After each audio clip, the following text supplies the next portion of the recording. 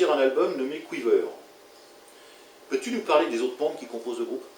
Oui, alors on est deux membres fondateurs, on va dire, moi-même et Alex Wynne, donc Alex pour Alexandra, qui est donc une chanteuse et parolière et compositrice britannique. Elle est née plutôt en Angleterre, mais elle a grandi au Pays de Galles.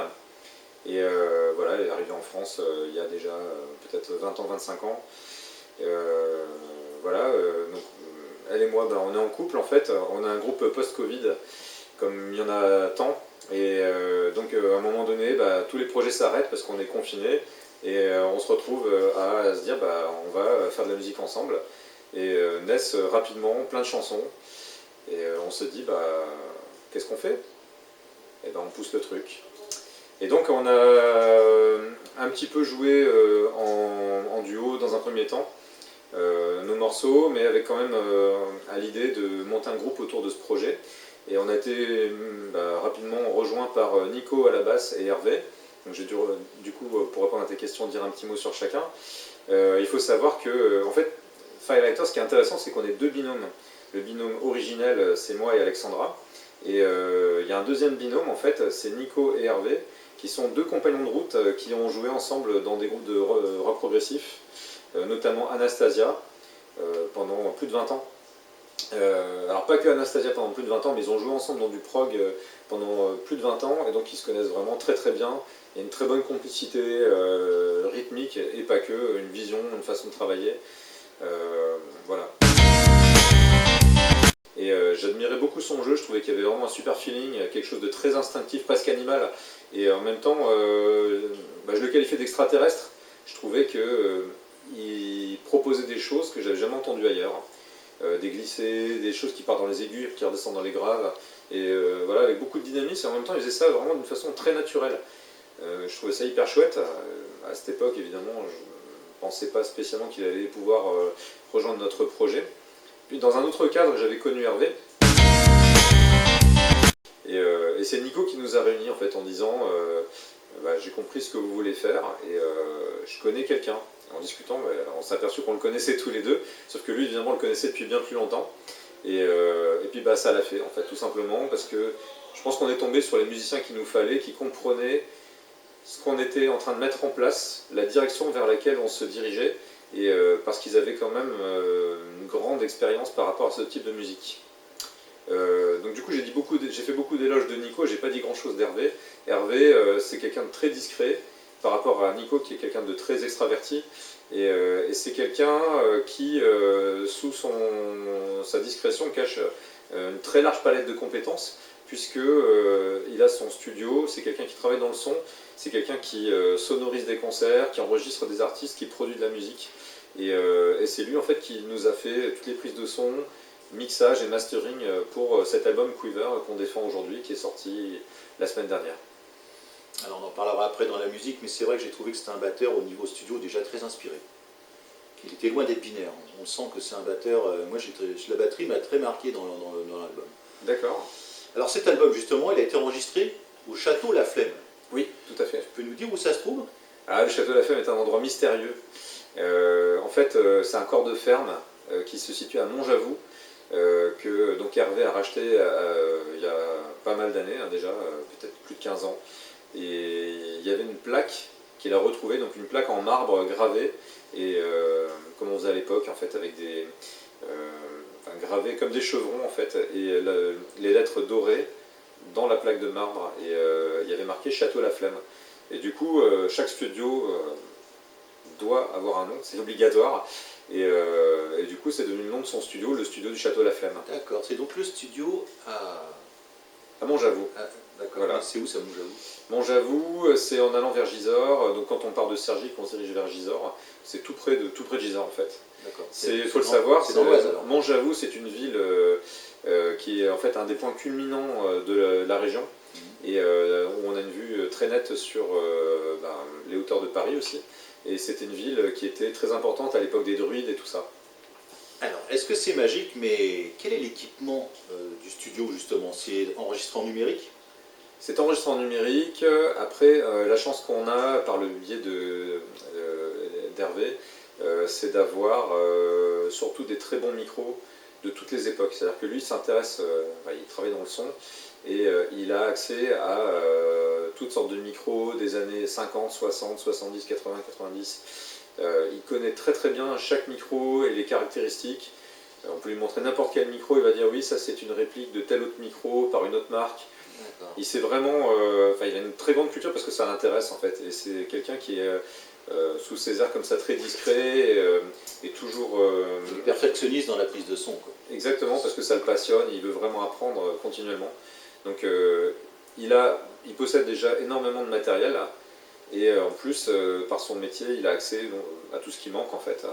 Donc c'est très intéressant pour un groupe qui enregistre. Et c'est très intéressant aussi de parler avec lui et de le faire parler un petit peu de tout ce matériel parce qu'il a des tonnes de choses à raconter. D'accord. Et bien on va parler de matériel justement. Comme tu es le guitariste, quelles sont les guitares et les amplificateurs que tu as utilisés? Alors c'est pour l'album évidemment.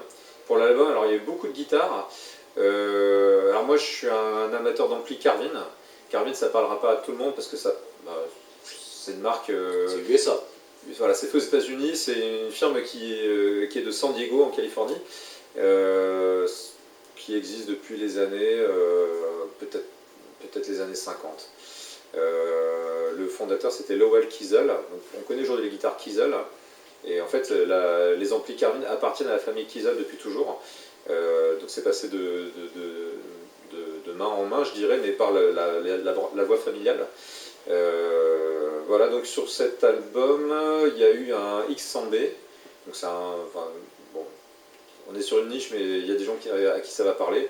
Et puis il y a eu aussi un Carvin Bel Air, qui a un très bel ampli, un petit peu qui peut faire penser un petit peu à ce Classic 30 qu'on a là, mais c'est un 50 watts. Voilà. Donc en ampli, voilà ce que j'ai utilisé. 50 watts à lampe. À lampe, bien sûr. Le X100B, c'est des EL 34, et puis évidemment en lampe de puissance. Et le Bel Air, c'est des EL 84. Après en guitare, il y a énormément de choses différentes. Alors ma guitare principale sur cet album, c'est une Gibson Blues Hawk. La Blues Hawk, c'est une guitare très atypique, qui a la même forme que la Nighthawk, mais qui est une guitare hollow body avec 2 ouïes en F, et beaucoup de particularités. Un manche qui peut faire penser au manche Fender des années 56, enfin de 56 en fait. Un diapason à la Fender, ça a 25 pouces et demi. Pardon, tu me poses des questions de guitare, donc je parle guitare. Technique, hein. C'est bon pour la chaîne, c'est technique. Ok. Visuellement, on a l'impression d'avoir 2 P90, mais en fait, c'est des Blues 90. Au lieu d'avoir vraiment les P90 qu'on connaît bien, chaque micro a 6 petits aimants individuels. Et c'est beaucoup moins puissant. Personnellement, le son ne me plaisait pas tant que ça, à vrai dire. Et je les ai remplacés par des micros Ep4 que Sully m'a fait. Donc des P90 type années 50, non waxés. Voilà, c'est une guitare que je trouve vraiment super. Elle est très expressive quand on sait la manier. Elle demande vraiment un petit peu de temps pour réussir à la dompter, et elle sera pas forcément très performante sur certains registres, mais sur tout ce qui est rock, blues rock, ballade, même jazz, ça fonctionne vraiment super bien. Après donc, j'avance un petit peu, plein d'autres guitares évidemment. En électrique, évidemment, il y a une Strat qu'on peut entendre, on va la reconnaître directement au premier son. Il y a une Le Pape type Les Paul spécial Double Cutaway. Alors Les Paul plutôt junior, je dirais, parce qu'il n'y a qu'un seul micro. Il y a une Fatboy Carvin, donc la guitare d'Alan Holdsworth, qui est une de mes idoles, etc. Enfin, il y a plein d'électriques différentes. Et il y a aussi une 12 cordes, d'ailleurs qui vient de ce magasin, et puis une Takamine de 1985, voilà, une 6 cordes Takamine qui sert aussi sur des arpèges et différentes choses. On va préciser, ce magasin, on est à Rhythmic de chez Oni, parce que les gens, c'est vrai qu'ils voient à l'image, mais Rhythmic nous reçoit, et on fait cette interview ici. Donc en effet, autour on a beaucoup d'amplis, et toi tu connais très bien ce magasin. Voilà, donc on peut leur adresser un grand merci de nous accueillir. Tout à fait. C'est vraiment très très sympa. Et c'est vrai que le cadre est parfait. Alors maintenant, on va s'attaquer à l'album lui-même, la musique. Hein. Alors écoute, j'ai écouté l'album plusieurs fois avant de le comprendre, parce que quand j'ai écouté la première fois, je me suis demandé, mais qu'est-ce qu'ils ont voulu faire là? Parce que c'est inclassable. Déjà, j'ai trouvé que c'était pas vraiment rock, ni vraiment pop, et ni vraiment funky. C'était quelque chose qui avait de la rythmique. Ça sonnait pas vraiment dur, mais c'était de la rythmique, mais c'était pas funky non plus. Alors c'est là, Quiver, c'est quoi cet album? Qu'est-ce que vous avez voulu faire? Qu'est-ce que vous avez voulu faire avec cet album? Qu'est-ce qu'on a bien voulu faire? Voilà. Alors je dis une parenthèse sur le titre Quiver, parce que c'est évident pour un Britannique, mais ça l'est pas forcément pour un Français. Quiver, c'est un double sens en fait. C'est à la fois un carquois, donc pardon, un outil dans lequel on met des flèches. Donc on imagine qu'on a plein de flèches à envoyer et ça montre un petit peu un arsenal.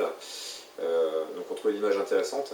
Et c'est aussi un frémissement, une sensation de un peu de tremblement, de frémissement, mais d'émotion. Et on espère qu'avec nos petites flèches, on va faire trembler d'émotion nos auditeurs. En tout cas, c'est le pari qu'on fait. Ça veut dire que chaque morceau est une flèche alors? Peut-être, une petite fléchette en tout cas qu'on essaie d'envoyer. Bon, il se trouve qu'en plus mon nom de famille, tout le monde le sait, c'est Arrow, donc en anglais Arrow, la flèche. Donc c'est aussi peut-être un triple sens, va savoir. En tout cas, on s'amusait un petit peu avec cette thématique-là. Alors, qu'est-ce qu'on a bien voulu faire avec cet album? On a déjà cherché à trouver un terrain d'entente entre deux univers, celui d'Alex Wynne et le mien. Moi, à la base, je suis pas très chanson. J'ai jamais été très chanson, j'ai énormément écouté d'instrumental. En plus, je suis très jazz funk, fusion, et très prog aussi. Mais le volet qui m'intéresse le plus dans le prog, c'est pas tellement le volet qui est chanté, c'est plutôt le volet instrumental. Et Alex, de son côté, elle a grandi avec les comédies musicales britanniques, et avec toute la musique rock anglaise, les Beatles, les Who, et j'en passe. Et on avait chacun, et puis la grande musique américaine aussi, elle est passionnée de Carole King, de Paul Williams. Donc à partir de tout ça, il fallait trouver une espèce de terrain commun. Alors comment nous classer? Est-ce qu'on est prog? Est-ce qu'on est... Alors on n'est pas funk, mais en même temps il y a un morceau un peu funky quand même dans l'album. Il y a beaucoup de rythmiques. Il y a plein de les choses. rythmiques sont très carrés d'ailleurs. Moi ce qui m'intéresse, alors évidemment ce qui nous intéresse c'est de ne pas faire des choses qui ont déjà été faites, parce qu'elles ont déjà été faites, donc les refaire n'a strictement aucun sens. Donc faire des choses qui n'ont pas été faites, mais qui soient quand même intéressantes. D'ailleurs, parenthèse, je pense que notre album mérite plusieurs écoutes, parce qu'en fin de compte, et même, je dirais, chaque morceau individuellement mériterait plusieurs écoutes. Rien qu'en tant que morceau, parce qu'en fin de compte, on s'est aussi amusé à brouiller un peu les pistes et à faire en sorte qu'on soit un peu en perte de repères. Et je pense que ça demande un petit effort de la part des gens qui nous feront l'amitié de vouloir nous écouter et creuser le sujet, pour prendre de la hauteur et avoir déjà une vue d'ensemble, sans même parler d'adhérer complètement ou être en transe, mais simplement avoir une petite vue d'ensemble. Il y a des morceaux qui sont en plusieurs phases, il y a des morceaux qui s'enchaînent et on ne sait plus si on est sur le même ou si c'est sur le suivant. Ça c'est très amusant. Et aussi on s'est amusé à apporter des ambiances des moments où c'est très puissant, des moments où c'est au contraire extrêmement léger. Et donc il y a une espèce d'oscillation entre plein de phases et donc plein de sentiments, donc Quiver. Et c'est ce jeu entre tout ça qui nous a intéressés. Moi je te confirme, alors je ne vais pas te demander qu'est-ce qui pourrait donner envie d'écouter l'album, je pensais te poser cette question, mais en fait tu as tout dit à l'instant, parce que tu as dit toi-même l'esprit que vous avez de vouloir créer quelque chose de nouveau, et en fait c'est ce que vous avez vraiment envie de faire, et quand on l'écoute, oui, c'est pas, on ne peut pas le classer, mais d'un autre côté c'est pas non plus n'importe quoi, c'est vraiment concis, c'est un style qui aussi, entre différents genres, c'est vrai que c'est pas très saturé, donc c'est pas du hard rock, c'est pas vraiment dansant comme du funky, bien qu'il y a de la rythmique. Et puis pop, la voix, non, je vois pas trop pop. Enfin, c'est un peu tout ça. Et par contre, prog, les gens ils vous mettent prog parce que c'est quelque chose qui avance quoi quelque part. Et donc c'est les flèches. Donc je pense que tu as vraiment tout dit à ce niveau-là. L'ancien batteur de Jean-Jacques Goldman, qu'on connaît un petit peu, qui s'appelle Jean-François Gauthier, il a résumé assez bien, je trouvais.